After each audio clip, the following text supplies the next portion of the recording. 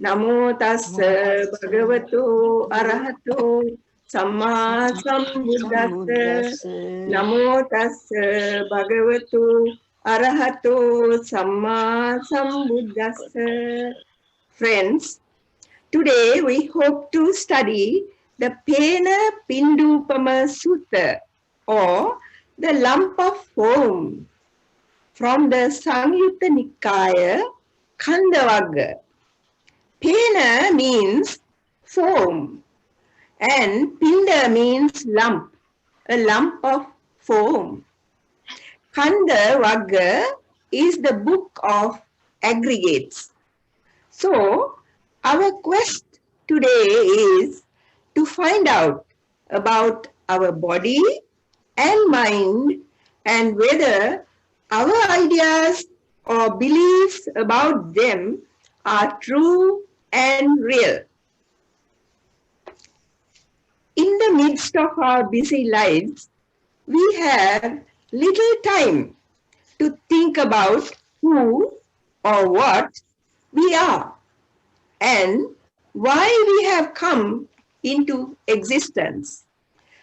We think there is an indestructible self somewhere within each individual, and we try to protect and safeguard that self all the time. But Buddha has absolutely verified through experience that there is no imperishable entity within us. According to the Buddha, this idea is a fiction created from ignorance due to our need of security, and in the process of doing so, because of attachment to the pleasant and aversion to the unpleasant, we heap up so much suffering, pain, and sorrow through our actions, karma, by body, speech, and mind. The Buddha says that until we abandon craving and clinging through wisdom, by recognizing the absence of a self and an outside agency to direct our affairs, our suffering will not stop. In order to communicate, we use I, me, mine, you, etc. But they belong only to the conventional usage.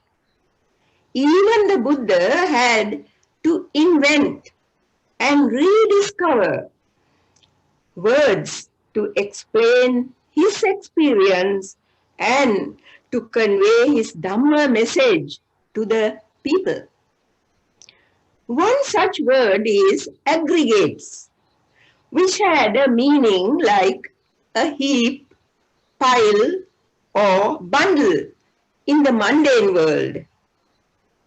Earlier, before the Buddha used it to identify the 5 ways of grasping and clinging and called them the 5 aggregates or Pancha Khandha in Pali, namely form,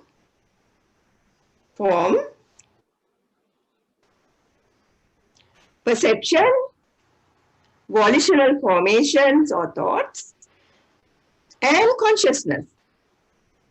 The Pancha Khandha, or the 5 aggregates, turns into Pancha Upadana Khandha because we cling and grasp them as I, me, and mine. Upadana means grasping and clinging. These are only concepts that we grasp to define a self.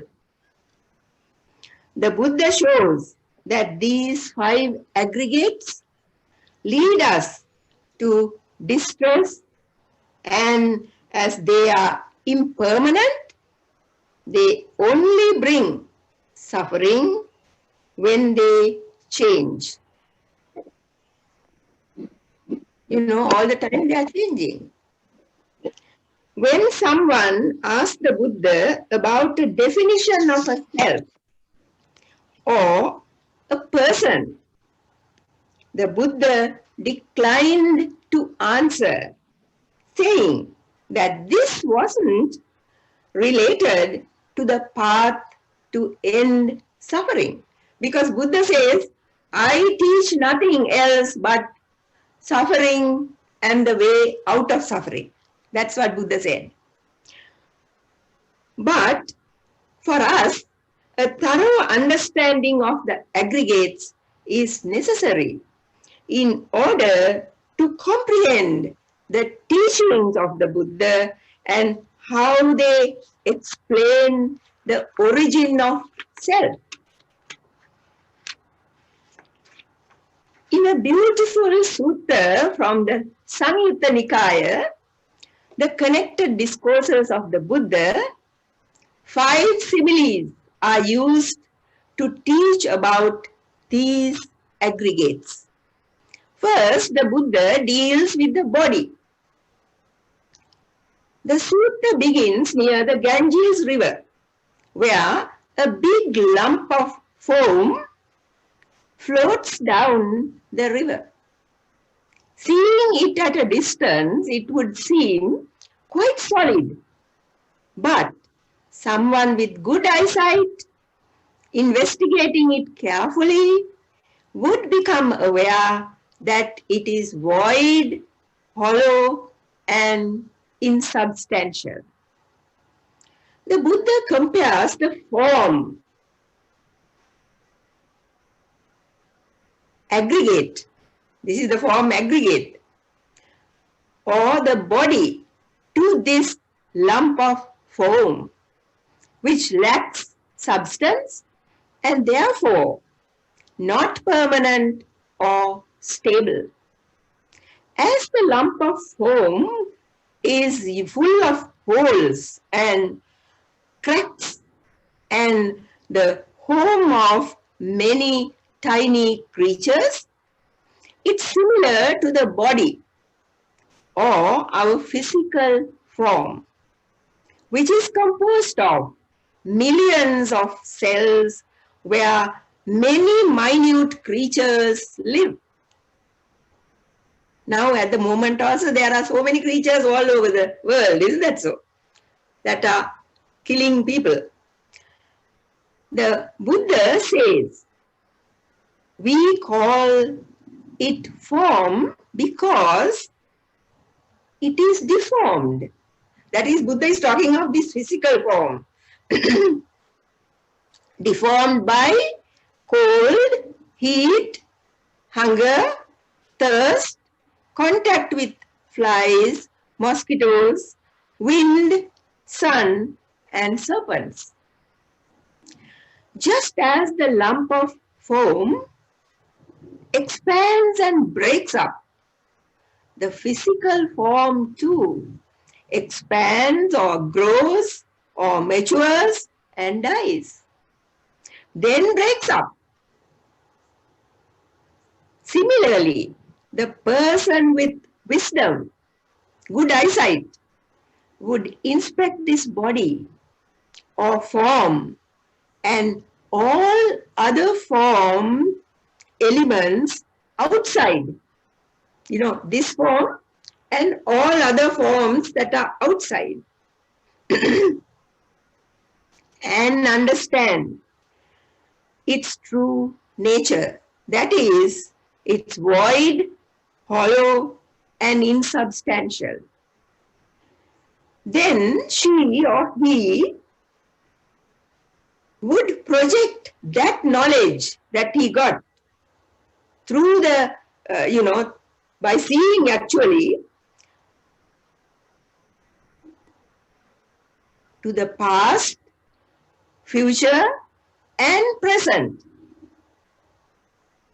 whether internal or external, gross or subtle, inferior or superior, far or near, and would see the same characteristics of impermanence and non-self. There is no self in any of these forms. Let us see now how the form deceived a young man even without seeing it. A young man called Anitya Khandha, who lived in Savatthi during the Buddha's time, disliked women from birth and refused to marry. But due to his parents' pleading, ultimately he agreed when the parents found an extremely beautiful girl. The young man, though he had not seen her, now started thinking about his bride and fell in love with her. She was very delicate, and when she was coming from her home to Savatthi, died on the way due to fatigue. When the groom heard about this tragedy, he was overwhelmed with grief and pain. See, this man who disliked women now is overwhelmed with pain due to someone whom he had never seen even. This shows the danger in sensual lust, so that even without seeing, the young man had made a powerful mental image of his bride, so that he could not bear his loss. The Buddha explained to him how lust springs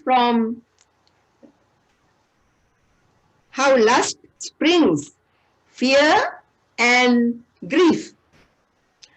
But when one is free from lust, there is no such fear and no grief. Anitya Khandha, after listening to the Buddha, attained Sotapanna or stream entry. In California, these days, so many people have lost their homes as everything got burnt in the fires. Though their homes provided shelter and happiness, the loss brought much sorrow. Attachment to conditioned things, whether animate or inanimate, always bring suffering. If form were exclusively painful, beings would not be infatuated with form.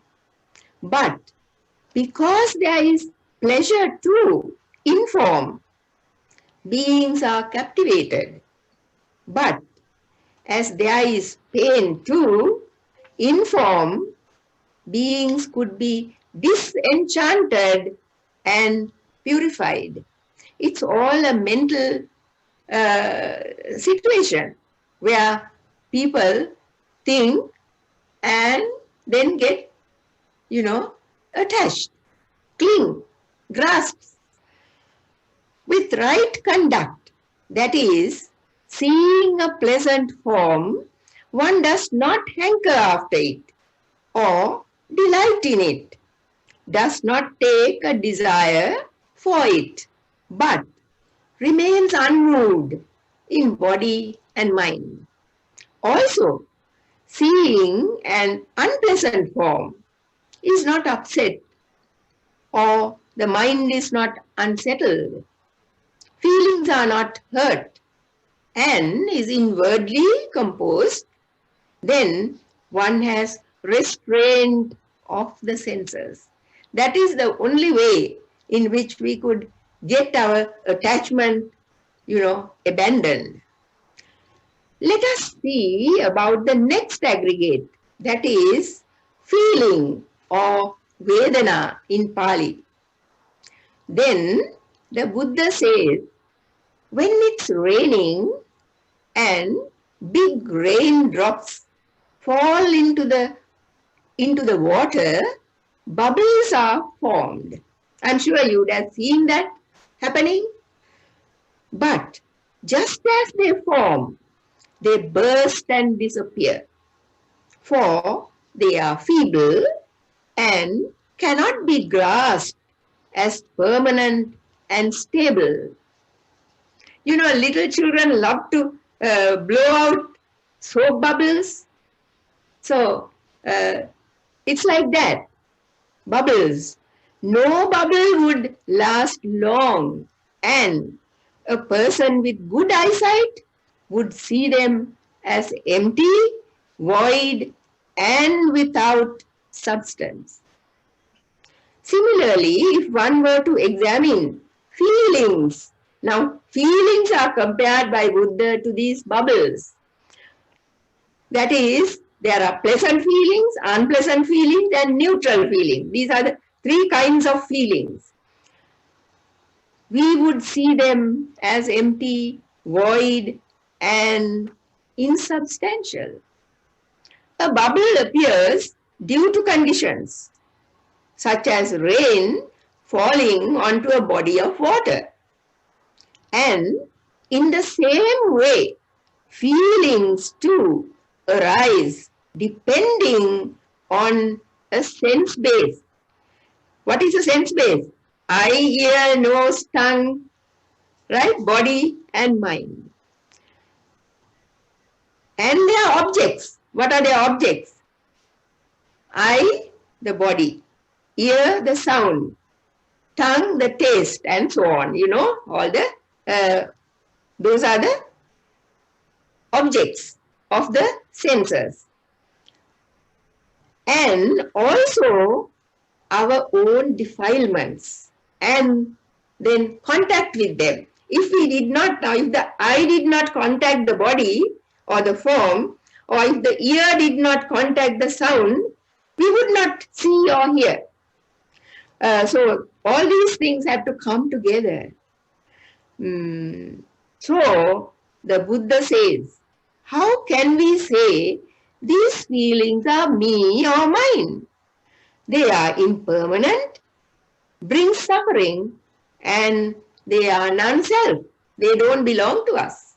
But we think they belong to us and act on them. That's how we create karma for ourselves. Sometimes the karma is good, sometimes the karma is bad.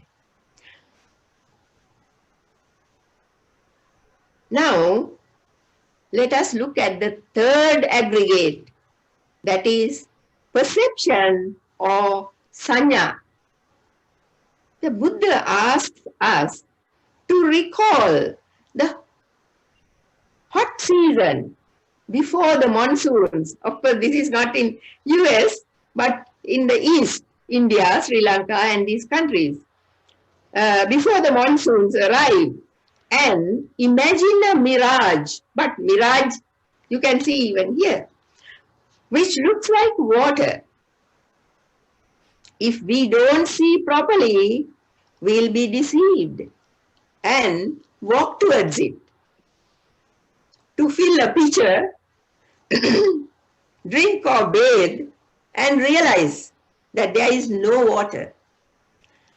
Similarly, our perception deceives us, and we think of things as beautiful or ugly, or give names like Tuesday, Friday, Wednesday, and so on, and we believe them to be real. Where is Friday? Where is Saturday? Right? But they are just conventions. Actually, there is no evidence of beauty or ugliness. In the same way, whatever perception there is, whether past, present, or future, internal or external, gross or subtle, inferior or superior, far or near, when one investigates it and carefully sees it, would understand that this perception is void, hollow, and insubstantial. The Buddha says it's called perception or sanya because it perceives different colors, etc. Now, in a house, a gray-haired woman served as a housekeeper in a certain house. One day she appeared with her hair entirely black. She had dyed her hair. The 4-year-old child in that house saw her and said, "Oh, you look nice with black hair." The child perceived what she saw, right? Now that is perception. The words showing the feeling that came after is the feeling. So can you see perception and then feeling? Now another example is one that I think most of you are familiar with. That is the story of the Beauty and the Beast. The girl Beauty, who considered the beast as an animal, later found him to be a kind, considerate being. So much so that in spite of his form as a beast, you see, as a beast, she fell in love with him. See how perception changes our attitudes, and actually both beauty and ugliness are only concepts we form in our minds. You see, for someone, I can remember that someone very close to me said, "What did you think of that person who came?" I said, "She looks very beautiful." Then that person said, "Oh, I don't think that she is beautiful at all." So you see, perception is very different from one to the other. There are 6 classes of perceptions. That is, forms, sounds, smell, tastes, tactile objects, mental phenomena, and with the arising of contact, perception arises. Excuse me.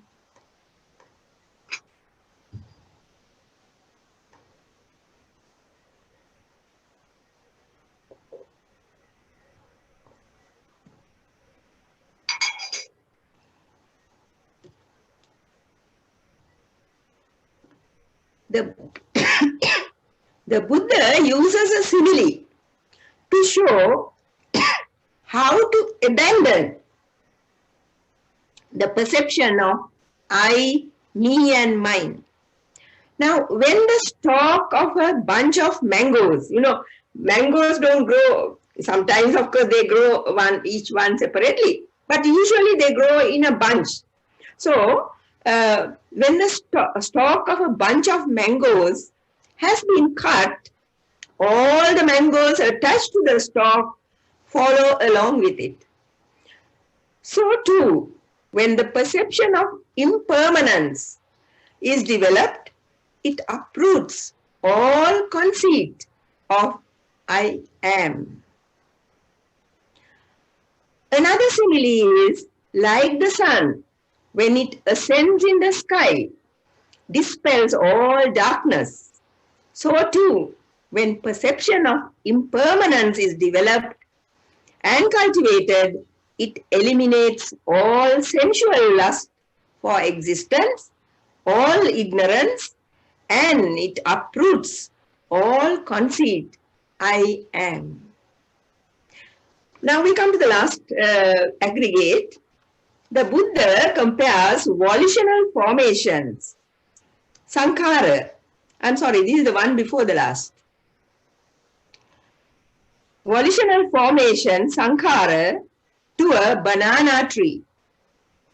If someone wanting heartwood goes to a forest and seeing a large, well-grown banana tree and thinking it would provide heartwood, cuts it down at the root and start peeling its outer skins. But even if one were to peel till the center, there would be no heartwood. Someone with good eyesight, that is wisdom, after inspecting it would know it to be hollow and insubstantial. So the Buddha says, volitional formations, that is all our thoughts, are hollow and void, impermanent and non-self. Our views, ideas, beliefs and emotions too are included in volitional formations. These have no core or substantial value. We carry them wherever we go, and when we let go of them only do we find some lessening of the burden. Sankhara is synonymous with kamma, because when we have kamma, that means we have had sankhara too. Not only does volition change the actual experience that we focus on, now let us say, I will finish this sentence and then tell you, but it also shapes and twists the mental and physical reality of the experience and thus causes kamma to arise. Now when we see something, we see, and that reality that we see, when we see it, we have thoughts about it. So when we have thoughts, the reality changes according to our thoughts. That is what it means. And then we create kamma. When we talk about it to somebody else, then we have added something more. That person will add something more. And therefore, in the end, we create a lot of bad kamma. So that is what volitional formations can do. In the widest sense, sankhara includes all things that have arisen due to different conditions. Now we come to the fifth aggregate. That's the last one. The fifth aggregate is consciousness or vijnana. The Buddha speaks of a magician who performs magic tricks. But if someone were to see from behind the stage, one would see how the tricks are done. When we see these tricks or illusions, truly as they are, we'll know they are not real. Our consciousness is like a magic trick. It appears to be real, but it's only the coming together of a sense organ like ear, eye, nose, tongue, etc. with the sense object, that is the form, the sound, the taste and so on, plus the consciousness. Without the consciousness, we won't see, we won't hear. So consciousness also has to come together with the sense base and the object. Can we say it is mine or yours? It cannot be grasped. It is this consciousness that gives us the impression that a person is active, going about, working, etc. And it's the same mind that all these actions are done. Really speaking, my mind now while talking to you at this moment would have changed 100 times. But it's as if I am talking with the same mind. So that is it's the same with everybody else. So the consciousness element links the old existence with the new through rebirth. Now when we die, it is the consciousness that is most important that takes rebirth. By taking delight in the form and the other aggregates and clinging to them, a new existence comes along with birth and suffering. But remember this, without the aggregates, without these 5 aggregates, we cannot learn the Dhamma or practice it. For we see dukkha or suffering through the 5 aggregates and also gain liberation by truly understanding them. As they do not adapt or obey our commands, they are not satisfying. And our attachment and clinging to them only bring sorrow. We forget that they are impermanent, just like all other formations that have arisen through a cause. When the cause is over, whatever has arisen is also over. The Buddha says that we are devoured by the aggregates, and to think they belong to us and would give us fulfillment is like employing a vicious murderer as a servant who is waiting for an opportunity to kill the master or mistress. Because of their deceptive nature, we think they would provide us happiness, but they bring defilement and bind us to the round of rebirth. If aggregates were entirely painful, no one would value them or be attracted to them. But because there is pleasure also in the 5 aggregates, beings are fascinated by them. When one grasps the aggregates with desire and lust and thinks one owns them, mana or conceit is the result.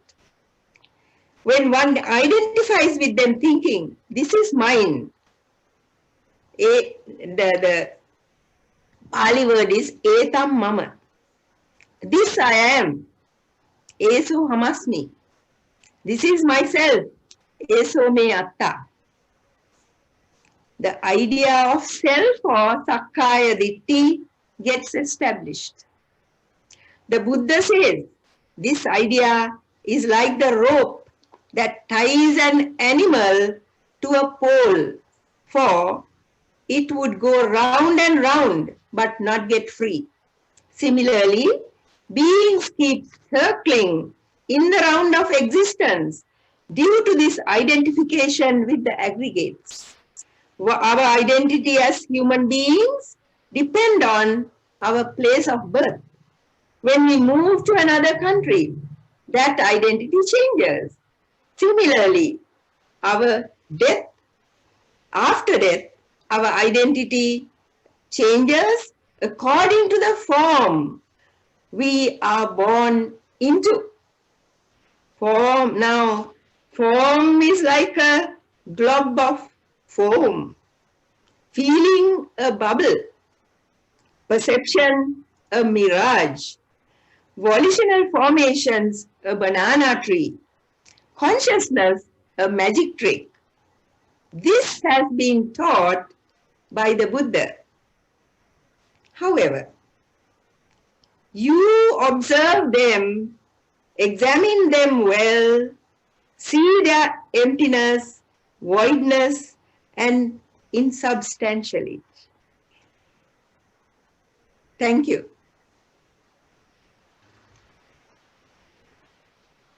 Do you have any questions?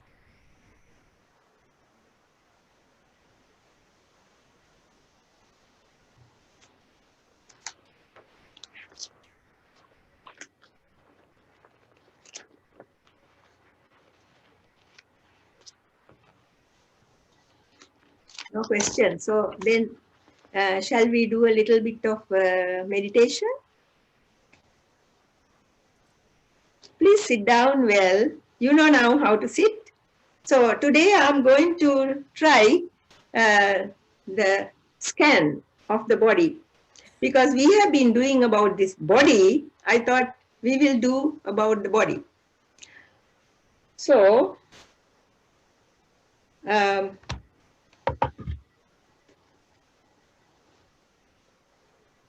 now sit properly and with your head on your neck and the spine straight. The bottom part of the body, maybe you are seated on a chair or cushion or uh, however you like, and you're keeping your hands maybe the right hand on your left hand or on your knees, or it doesn't matter. Okay, now uh, take a few deep breaths.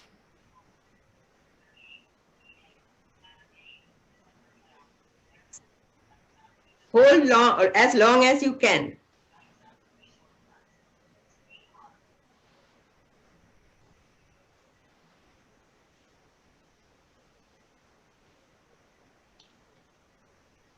Ready? Okay, now close your eyes. Take your mind, focus your mind on the top of your head. See the sensations that you feel there. Maybe you feel the air on your head, or maybe there is some irritation, headache if you have. Whatever you feel, just look at it.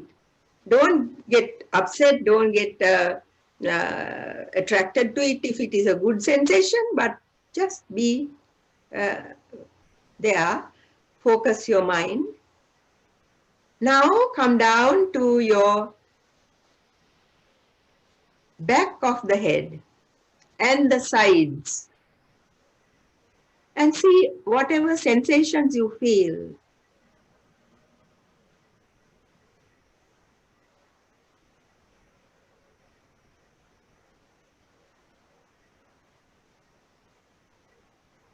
Now go down to your neck. Perhaps you might feel the clothes on your body at the neck.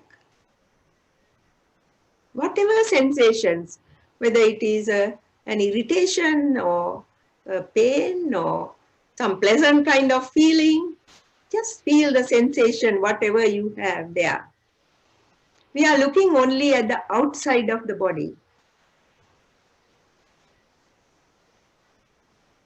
Okay, now go down to your shoulders. Now there, of course, you will feel the clothes on your shoulders, the touch of the clothes, pleasant or unpleasant, whatever sensation.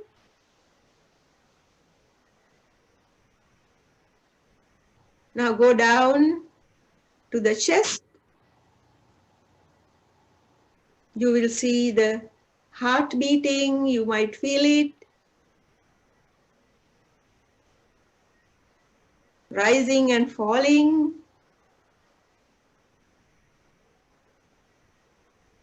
Okay, now go back to the top of the neck and see the back of your body, the back,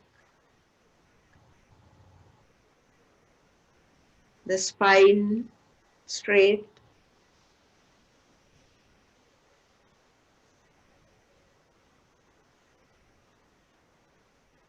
the shoulder blades, the waist,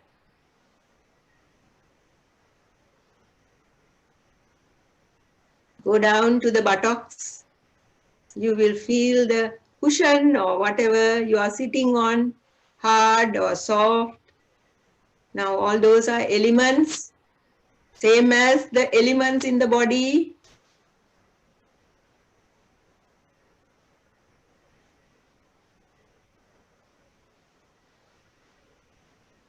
Come to the front, the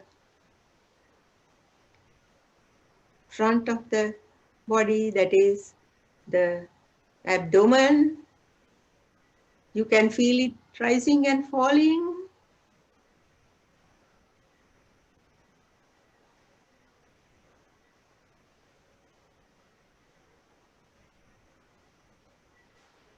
Take your mind to the hands. See how the hands are placed, maybe on your lap, maybe on the thighs, your hands. The hands may be bent at the elbows. Come down to the fingers. See how the fingers are tingling or feeling, whatever feeling you get in the fingers, they are sensitive.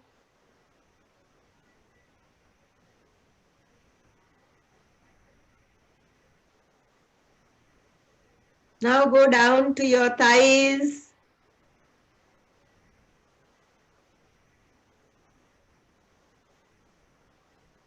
See the knees bent. Maybe you are cross-legged if you are seated on a cushion.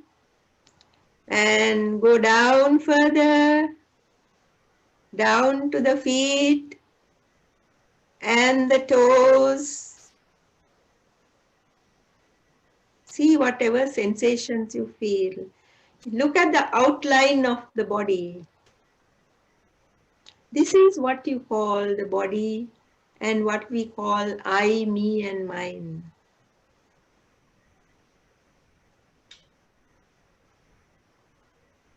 Now come up to the nose and feel the breath there, rising and falling. The breath rising and falling.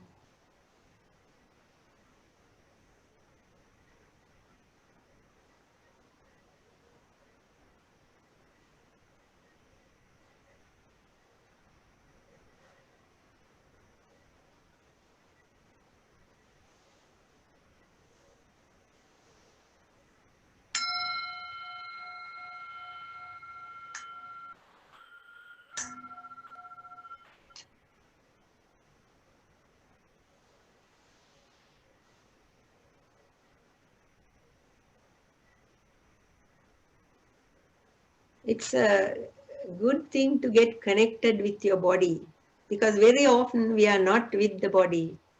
We forget the body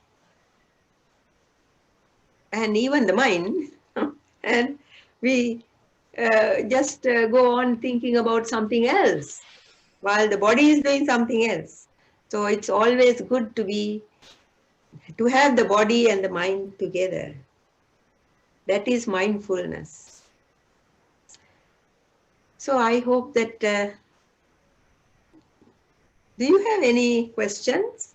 Yes, Bhikkhunin Mahansa, can you tell me the Pali name of the sutta? Pali name? Oh, it's Phenapindupama Sutta. Phena, P-H-E-N-A. Okay, Phena.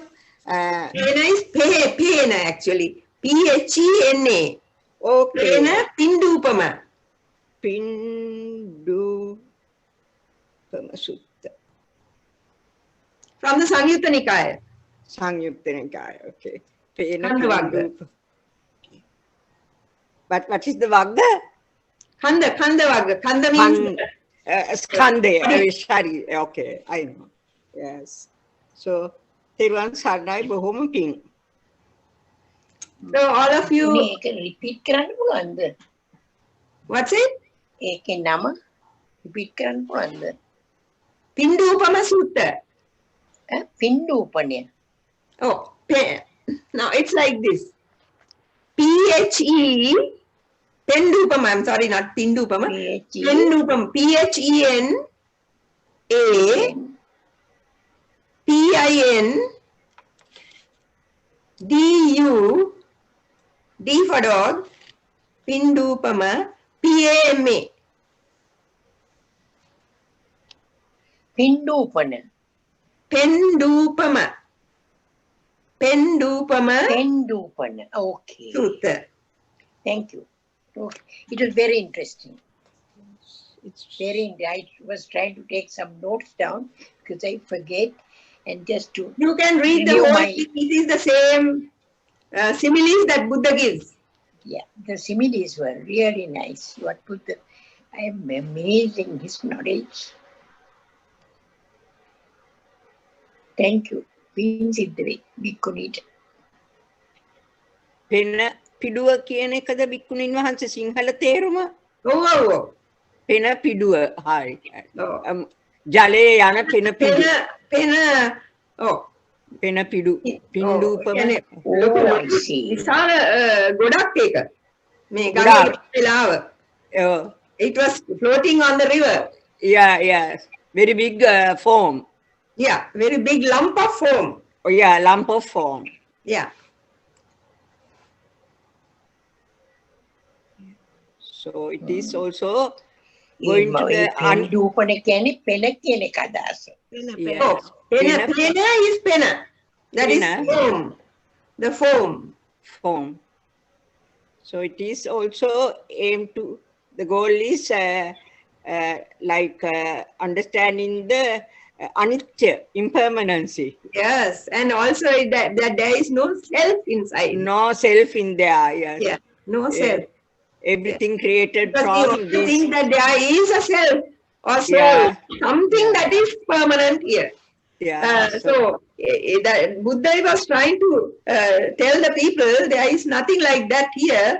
That it is just like that lump of foam. Lump of foam created by using these four elements, like Yes, that. exactly. Yes. Yeah. All the things in the world. Okay, then thank you all. Nimalka, thank you. Dave, Danny, all of you who have come, thank you so much. Thank you and Siruan Saranai. Tunran Saranai. May all of you attain Nibbana